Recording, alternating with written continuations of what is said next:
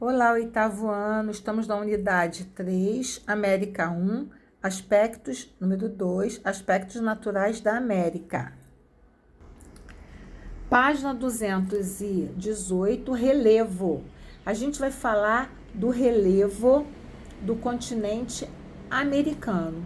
Como o nosso continente americano, ele é latitudinal, ou seja, vai de norte a sul, nós temos várias formas de relevo. Nós temos planalto, nós temos planície, nós temos depressão, nós temos chapadas, tá? É importante a gente saber disso, tá? Então, mas o que se destaca, o relevo que se destaca aqui na região, tá? Do continente americano, principalmente aqui na América do Norte, são as montanhas rochosas. E na América do Sul, a Cordilheira dos Andes, tá? São as formas do relevo que se destaca no continente americano. Repetindo, as cadeias, né? As montanhas rochosas e as Cordilheiras dos Andes. Esse relevo se deu no processo, né, orogenético, que é o conjunto de processos que levam à formação de montanhas e cadeias montanhosas, tá? Então, o relevo que se destaca, tá, são as montanhas rochosas na América do Norte e na América do Sul, a Cordilheira dos Andes, tá? Então, vamos marcar todo o terceiro parágrafo quando fala como é possível observar o predomínio, né? É também importante falar que aqui, tá? A gente tem aqui no México, né? A gente tem a Serra Madre Oriental, a Serra Madre Oriental que fica aqui e a Serra Madre Ocidental que fica aqui, tá? No México, tá? Vamos observar as placas tectônicas. Vocês sabem que as placas tectônicas, elas são responsáveis, tá? Pelo movimento, né, das cadeias montanhosas há milhões e milhões de anos atrás. Então, vamos começar aqui no continente americano, né?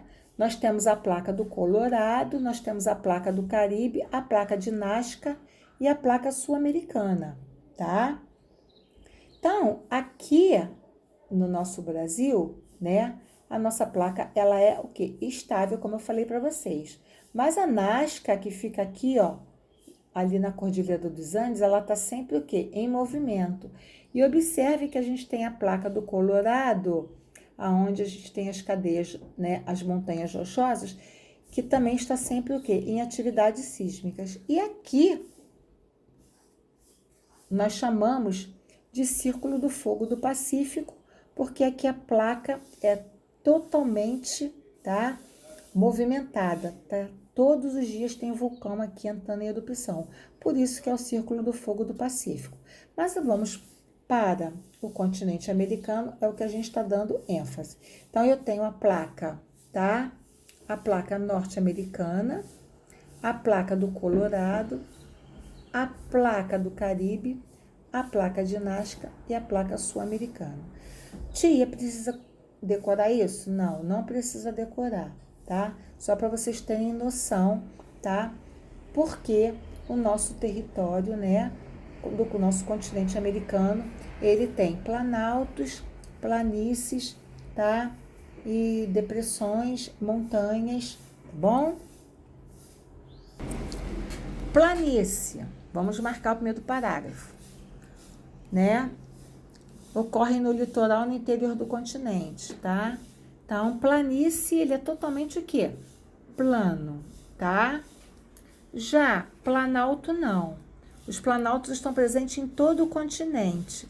Se você sair da sua casa e ver aquele morro, é um planalto, tá? É um planalto. Então, vamos marcar todo o primeiro parágrafo. E os planaltos que se destacam no continente americano, tá?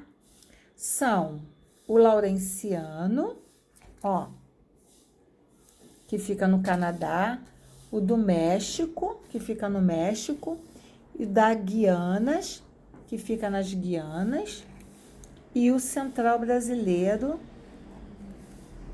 e o da Patagônia, que fica na América do Sul. São os planaltos que se destacam. Aqui está mostrando o perfil de um planalto, tá vendo? Ó, planalto é mais baixo. Ó, planície, as montanhas são mais altas. Tá vendo? Ó, ok? Isso aqui é o perfil. Tá vendo a Cordilheira dos Andes? Ó, planalto. Qual é a diferença do planalto para chapada? Vamos lá. Aqui, ó. O planalto é assim. A chapada, ela é retinha. A chapada também é um planalto, só que ela é chata. Por isso que a gente chama de diferença. Planalto e a chapada, tá bom?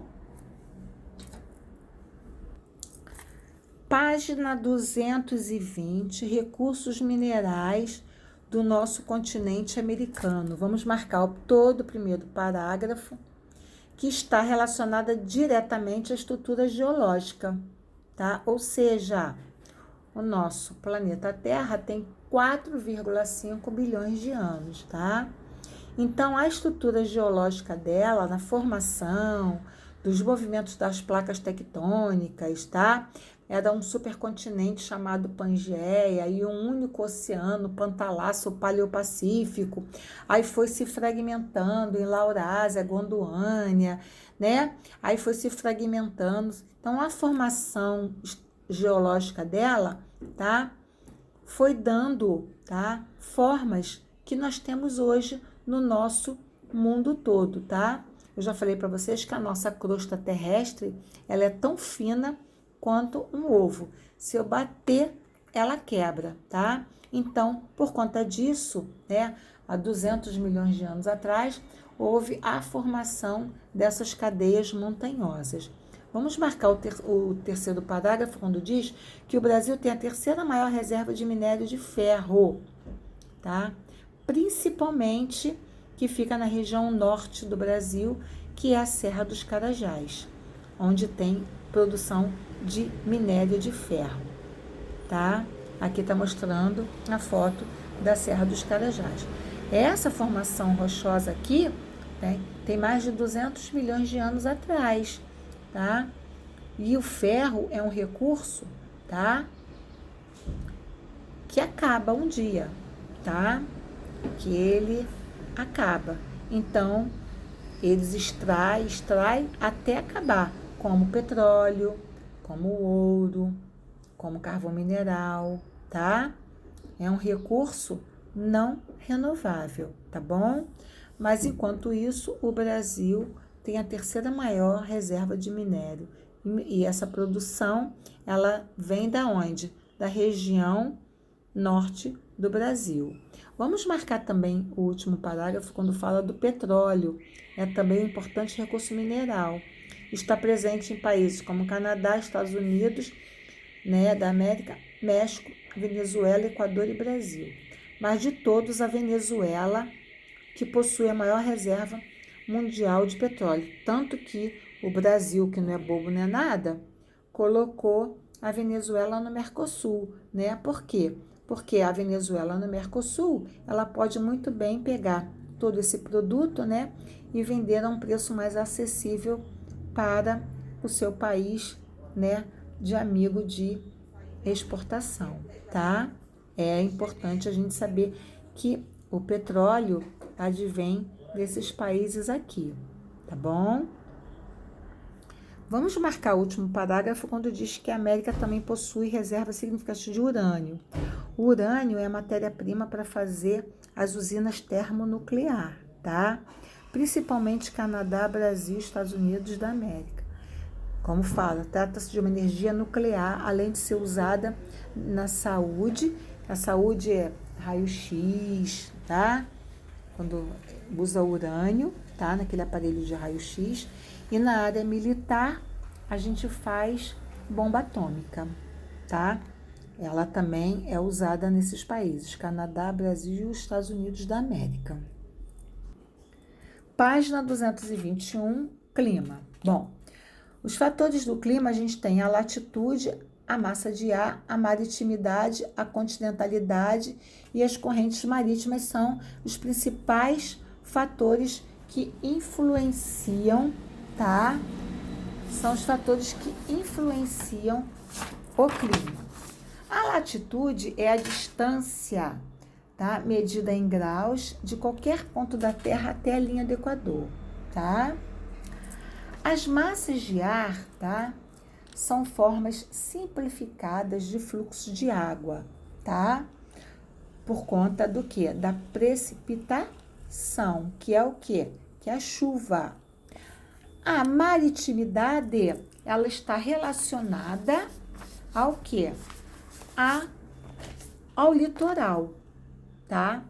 A continentalidade é quando você está longe do litoral. As correntes marítimas, tá? Elas constituem-se de uma importante, né, fator climático da Terra. Ela também tem um equilíbrio no ecossistema, tá? Então, a latitude, as massas de ar, maritimidade, continentalidade e correntes marítimas são os principais fatores que influenciam os tipos de clima que predominam no continente americano. Então, olha só, eu tenho o clima polar, tá? No clima polar eu tenho a tundra, eu tenho o clima mediterrâneo, que eu tenho a vegetação mediterrânea, eu tenho o clima tropical, que eu tenho a vegetação tropical, eu tenho o clima frio, que eu tenho a floresta de conífera, eu tenho o clima temperado, que eu tenho a vegetação temperada, eu tenho o frio de montanha, que eu tenho a vegetação de altitude, a vegetação de altitude, eu tenho o clima desértico, que eu tenho a vegetação desértica, o semiárido, que eu tenho estepes, tá? O clima subtropical, que eu tenho a vegetação subtropical, e o equatorial, que eu tenho a vegetação equatorial. É importante saber que o clima, tá? O clima é duradouro, tá? Então, a vegetação, ela é decorrente do clima, tá? Então, nós temos todos esses climas aqui, tá? No nosso continente americano. Página 222. Lembra que eu falei que a vegetação ela é decorrente do clima? Então vamos lá. A tundra. A tundra é uma vegetação tipo polar. A característica delas é de musgos e líquens. Aqui, essa foto aqui está no degelo, então dá para você ver a vegetação. É musgos e líquens. É uma vegetação de clima o quê? Polar.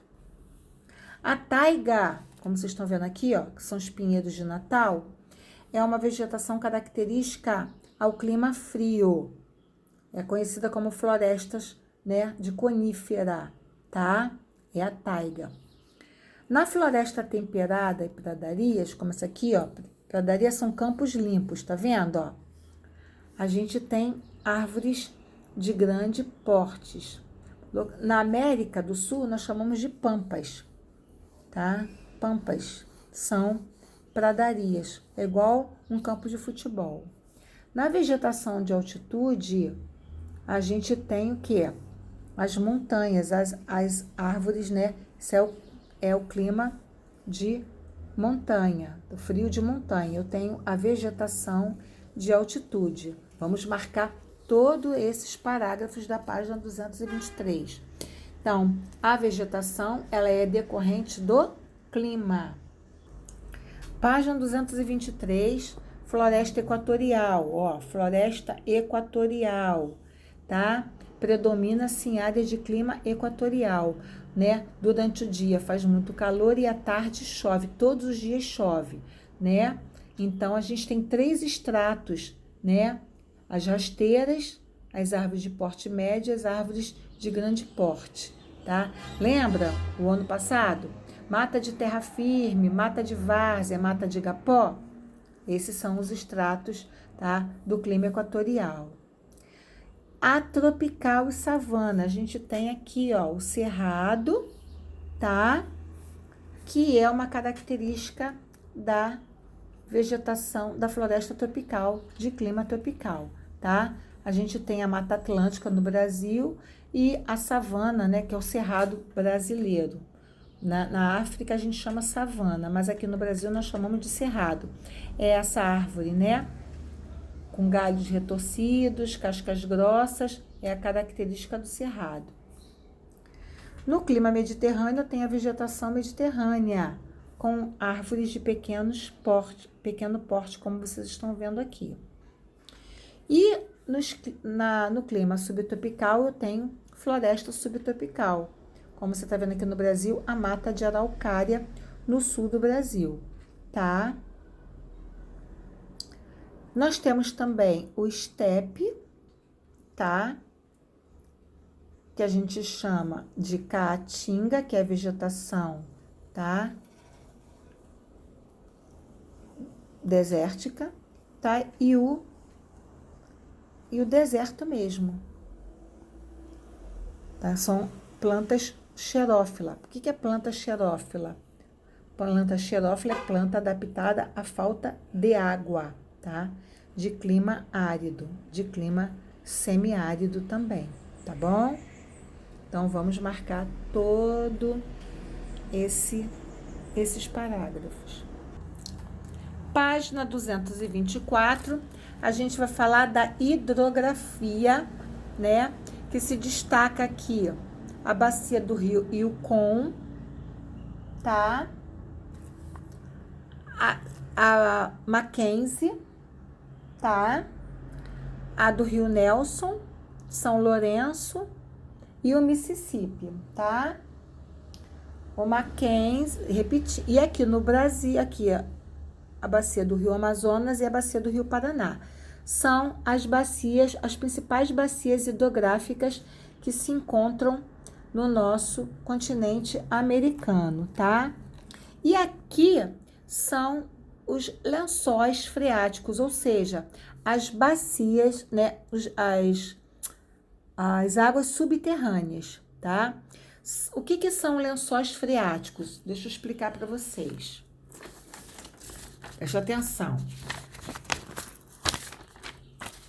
Aqui tá o solo, tá? Tenho árvores,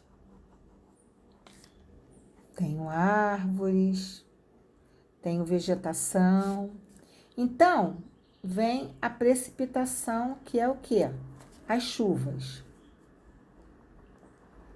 Esse solo aqui é um solo permeável, porque é de terra. Então, o que vai acontecer?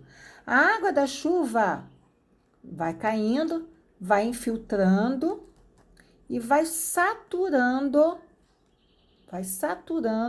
aquele solo permeável. E aí, aqui embaixo, cria-se um bolsão de água, chamado de lençol freático ou água subterrânea. Só ocorre quando o solo é permeável, tá? Então, vamos marcar na página 224 todo o parágrafo, quando fala do aquífero Alterchão, que fica aqui, desculpa, tá? O aquífero Alterchão, tá? E o aquífero Guarani, que fica aqui, tá bom? Ok? É importante a gente saber disso, tá? Vamos para agora, página 225, quando fala da região amazônica, tá? Ocorre um fenômeno conhecido como rio voadores. O que são rios voadores? Deixa eu explicar para vocês o que são rios voadores. tá? Olha só, presta atenção. Foi criada para designar a enorme quantidade de água liberada pela floresta amazônica em forma de vapor d'água para a atmosfera, sendo transportada pelas correntes de ar. Então, por isso que é rios voadores, porque a água fica em suspensão no ar. Tá dando para entender? Tá? Nada mais é do que fluxo de águas, né, aéreos, tá? Por isso que são chamados de rios voadores, tá? Não é? É aquela água que fica jorrando pela atmosfera. Então, vamos marcar todo o primeiro parágrafo quando fala que a região amazônica ocorre importante fenômeno conhecido como rio voadores. A maior bacia hidrográfica do mundo está no Brasil, que é a bacia do rio Amazonas, tá? É importante a gente saber, tá?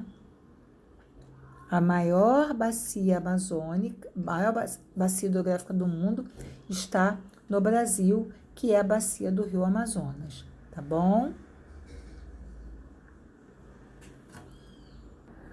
Para casa, página 225.